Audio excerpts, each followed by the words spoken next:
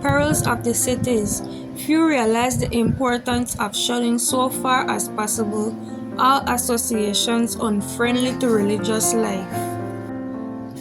In choosing their surroundings, few make their spiritual prosperity the first consideration. Parents flock with their families to the cities because they fancy easier to obtain a livelihood there than in the country. The children, having nothing to do when not in school, obtain a street education.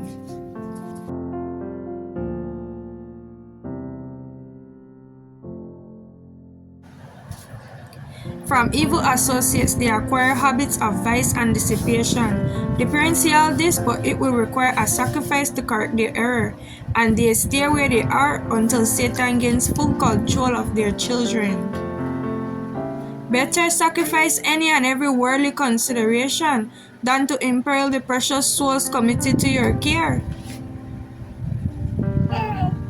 They will be assailed by temptations and should be taught to meet them, but it is your duty to cut off every influence, to break up every habit, to sunder every tie that keeps you from the most free. Open and hearty committal of yourselves and your family to God. Here are some facts and a little bit of history. The Ministry of Healing, Chapter 19, In Contact with Nature.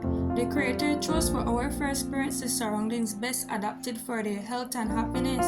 He did not place them in a place or surround them with the artificial adornments and luxuries that so many today are struggling to obtain. He placed them in close touch with nature and in close communion with the holy ones of heaven. Instead of the crowded city, seek some retired situation where your children will be, so far as possible, shielded from temptation, and there, train and educate them for usefulness.